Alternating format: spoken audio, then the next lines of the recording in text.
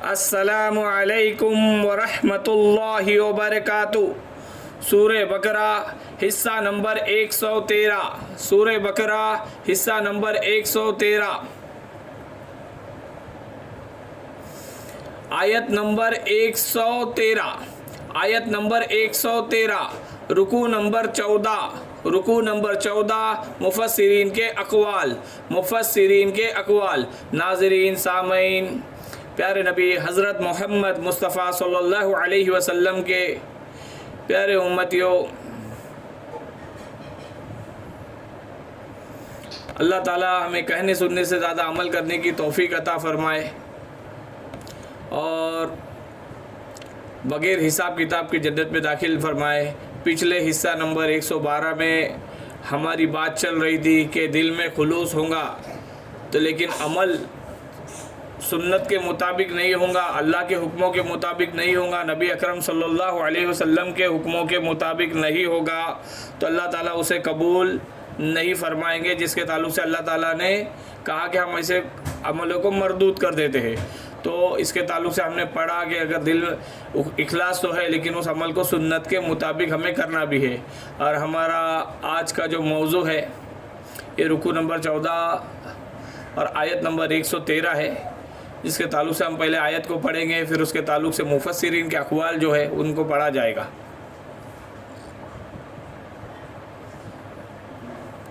اعوذ باللہ من الشیطان الرجیم، بسم اللہ الرحمن الرحیم۔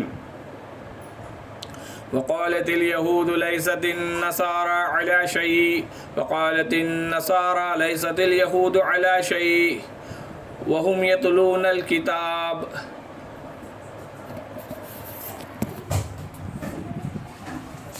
وقال الذين لا يعلمون مثل قولهم فالله يحكم بينهم يوم القيامة فيما كانوا فيه يختلفون۔ یہود کہتے ہیں نصرانی حق پر نہیں ہے اور نصرانی کہتے ہیں یہود حق پر نہیں، حالانکہ یہ پڑھے لکھے لوگ ہیں۔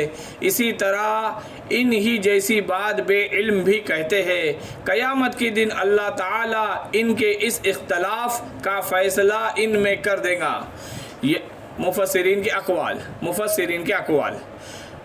یہاں پر یہود و نصارہ کے آپس میں بغض و عداوت کا بیان ہو رہا ہے کہ ایک مرتبہ ایسا ہوا، ایک مرتبہ کا واقعہ ہے کہ نجران کے نصرانیوں کا وفد جب نبی کریم صلی اللہ علیہ وسلم کے پاس آیا تو ان کے پاس یہودیوں کے علماء بھی آئے۔ ایک وقت میں دونوں کا آنا ہو گیا اچانک میں۔ اس وقت ان لوگوں نے ایک دوسرے کو گمراہ بتایا، یعنی کہ یہودیوں کے علماء نے نصرانیوں کو گمراہ بتایا، نصرانیوں نے یہودیوں کو گمراہ بتایا، حالانکہ دونوں اہل کتاب تھے، حالانکہ دونوں اہل کتاب ہے۔ تورات میں بھی انجیل کی تصدیق موجود ہے کہ تورات انجیل کی تصدیق کرتی ہے، اور انجیل میں بھی تورات کی تصدیق موجود ہے کہ انجیل تورات کی تصدیق کرتی ہے۔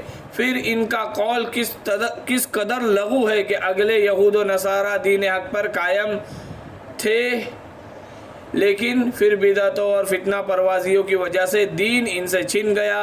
اب نہ یہود ہدایت پر ہے اور نہ ہی نصرانی۔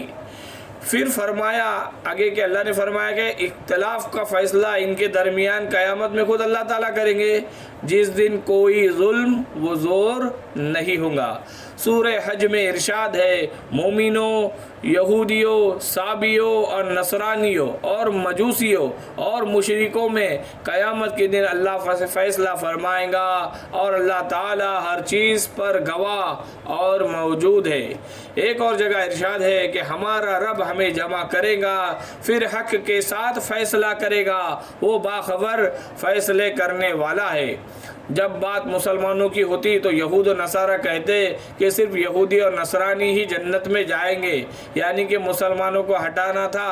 لیکن جب مسلمان سے جھگڑا نہ ہو اور آپس میں فیصلہ کرنے کی بات ہوتی تو یہودی کہتے کہ نصارہ کی تو کوئی حقیقت ہی نہیں، اللہ کے نزدیک ان کی کوئی اہمیت ہی نہیں، اور نصارہ کہتے کہ یہود تو بالکل بیکار ہے، ان کی کوئی حیثیت ہی نہیں۔ لیکن دونوں جب مسلمانوں کے مقابلے میں آتے تو کہتے کہ یہود اور نصارہ کے سوا کوئی جنت میں نہیں جائے گا، حالانکہ تینوں ہی اہل کتاب ہے، کتاب کی تلاوت کرتے ہیں۔ اسی طرح کی بات مشرکین بھی آپس میں کہتے ہیں کہ ہمارے علاوہ کوئی بھی جنت میں نہیں جائے گا۔ یہاں پر مشرکین مکہ کی طرف اشارہ کیا گیا ہے، اسی لیے اس آیت میں اللہ تعالیٰ نے فرمایا کہ اللہ تعالیٰ قیامت کے دن ان کے اختلاف کے بارے میں فیصلہ کرے گا کہ کون جنت میں جائے گا اور کون نہیں جائے گا، کون مقبول ہے کون مردود ہے، بے خبر کیا خبر تجھ کو کیا کون ہے، جب تلیں گے عمل سب کے میزان پر تب کھلے گا کہ کھوٹا کھرا کون ہے۔ تو ناظرین سامعین، آج ایسا امت محمدیہ صلی اللہ علیہ وسلم جس کو فرقوں میں بانٹا گیا ہے، اور کئی لوگ خود فرقوں میں بٹے ہیں، یعنی کہ انہوں نے اسلام کو محض اپنے فرقے کو اسلام سمجھ لیا، پھر آپس میں جنت دوزخ کا فیصلہ بھی کرنے لگے کہ ہمارے علاوہ کوئی جنت میں نہیں جائیں گا۔ اگر آپ کو جاننا ہے کہ کون جنت میں جائے گا اور کون جنت میں نہیں جائے گا تو اس کے لیے بہت زیادہ ضروری ہے کہ اللہ تعالیٰ کے قرآن کو پڑھے اور اس کو سمجھے، پھر خود بخود سمجھ میں آ جائے گا کہ مغوی تو ملیں گے تمہیں شیطان سے بہتر، پر ہادی نہ ملے گا کوئی قرآن سے بہتر۔ تو قرآن ہی ہدایت کا ذریعہ ہے، اور ہدایت سے ہی اللہ تعالیٰ خوش ہوں گے اور ہمیں جنت دیں گے۔ تو اس کے لیے جاننا ہے تو قرآن کو تھام لے۔